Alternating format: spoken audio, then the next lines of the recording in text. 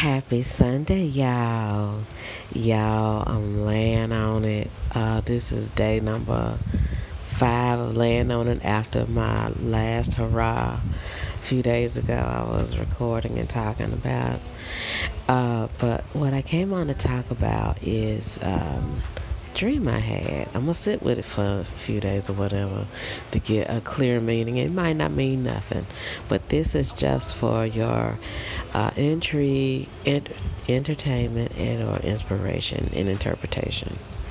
Um, so I was in the dream space.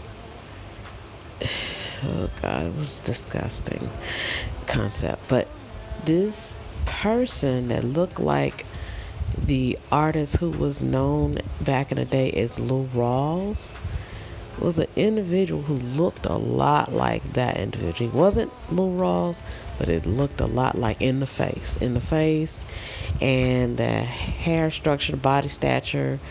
But the difference was is that I think this individual in the dream was a little bit taller than who we knew as Lou Rawls in this 3D. But anyway, this individual was trying to get me to have sex with them. And for those who might not know, in the 3D, I've been celibate for over a decade now. That means I haven't engaged sexually or sensually with anyone physically in over a decade. Okay? So, and I'm happy about it. Okay, just so we know, this is not advertisement, please, no. But in the dream, the individual was trying to coerce me to be sexually intimate with them, and I was like, ew. And the interesting thing is, was playing out a lot like how a lot of the men folk in this 3D have tried to play it out too, which is manipulation. And not let it be an organic sensual development and mutual attraction for sexual engagement. Not to say I've never had that. I have. I've had it, but just without the manipulation factor, it's been more times than not manipulation in the 3D. But anyway, same thing that was going on in this 3D, this dream experience, dreamscape. And what was so crazy is like this person was not wooing me. That was the thing. Like, they were not trying to woo me for the actual romantic, intimate aspect of the sexual engagement. They were just trying to manipulate me so they could physically get what they wanted.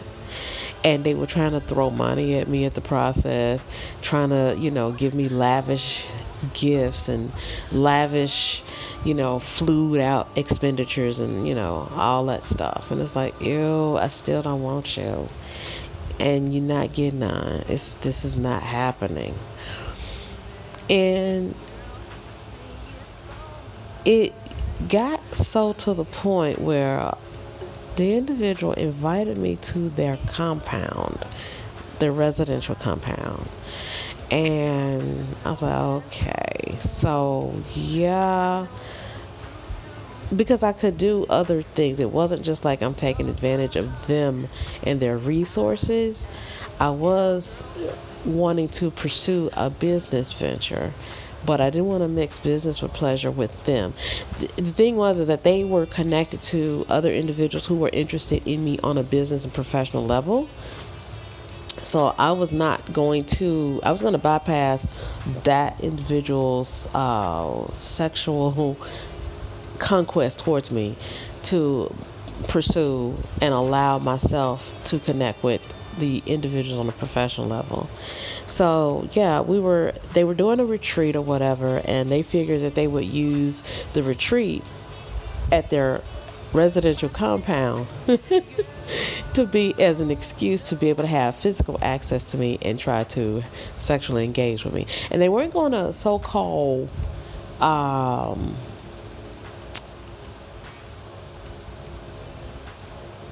yeah, they weren't going to do anything that would be so-called physically infringing on my rights sexually. I'll say it in that way. But they still were going to try to create scenarios where I would have to physically be around them so that they could physically try to. They weren't going to physically force themselves on me. That's why I said it that way. But they wanted to create a scenario where I would be sensually and sexually vulnerable towards them. It was going to be a whole fucking no all the way around. So I ended up connecting with a couple of social media content creators that I know or follow or whatever. I don't know them physically. I don't know them personally, but follow. And followed them for over a decade or whatever. And we were trying to go and order food because we're like, look, we gotta go. We got shit to do.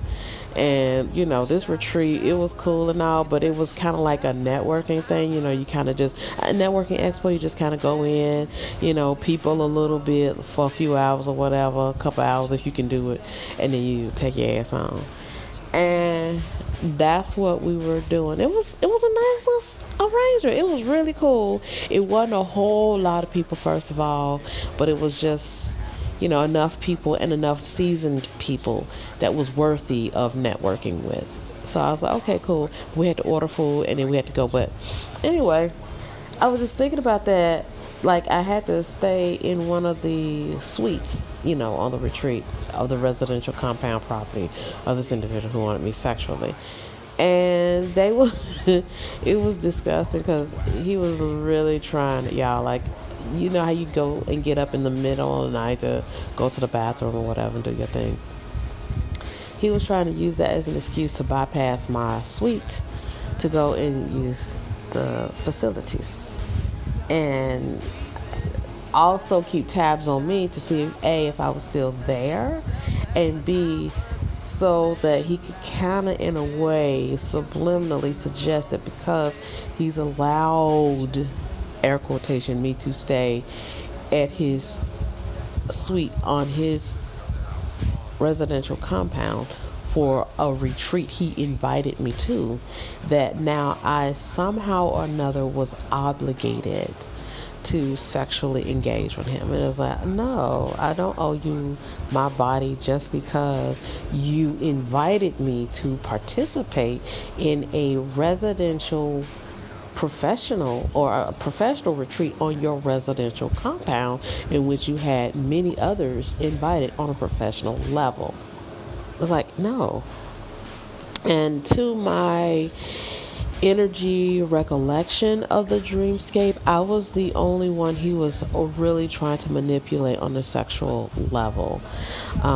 He wasn't trying to manipulate any of the other people on a sexual level. Okay, now you owe me because I, you know, opened this opportunity up for you or whatever. So I just thought how disgusting that was. But yeah, he had that Lou Rawls vibe and Lou Rawls look and everything. And the reason why I think I'm bringing it up is because we in the summer season, and I did something on social media a while ago speaking about how I thought the song that Lou Rawls put out years and years ago, You'll Never Find Another Love. I thought that was the most narcissistic ass fucking song that you could ever put out there, and people just love that song. Like, a lot of people from the old school love that song, and it's like, have y'all do y'all love the song because it's Lou Rawls, or do y'all love the song because of the fucking message, or you ain't paid attention to the damn message? Because it's a narcissistic ass song to me. And I was like, ew. And yeah, you'll never find another. And it's like, I'm not bragging. Oh yeah, you fucking are bragging on yourself. But he had that whole vibe in the dream. That individual that looked like, he had that whole vibe. Like, I owed him.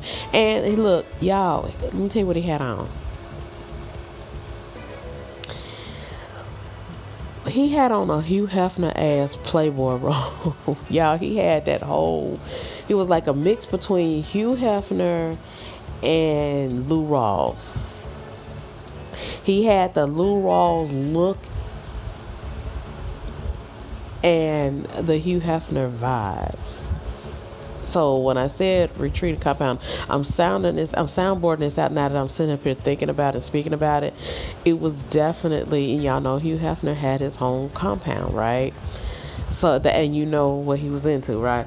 So it was that whole vibe. I'm like, okay, so now that I'm recording this live and hearing myself say it out loud, it's like, what the fuck, nigga, is really going on? Somebody in my dreamscape trying to utilize their energy to infiltrate in my subconscious, their coercions, and they thinking that, yeah, I've been on my journey for a long time now. Not even in your fucking dreams you gonna get this, motherfucker. So, and whoever's the motherfucker who's sending the energy is in the 3D also, just so I put it out there, because I know what I'm talking about. And more than likely probably stalking and listening to this motherfucking message also. Bitch, bye. You ain't getting it, not even in your fucking dreams, ho. Okay? And I said the shit just like you needed to hear it, because I done just sent some shit back to your ass irrefutably, ho. The difference is you finna be more fucked up with your shit because it's a return to sender than you ever was gonna get out of me and trying to fuck me in the process. You done just got motherfucked on your own shit, nigga. Okay? Alright, y'all, I'm gonna get on off before I start to get upset. Not really, but this was just yeah. Okay, so I hope you, whoever's listening, I hope you were entertained, intrigued, inspired, and or taken for your own goddamn entertainment, inspiration. Alright, and interpretation. Okay, y'all, peace.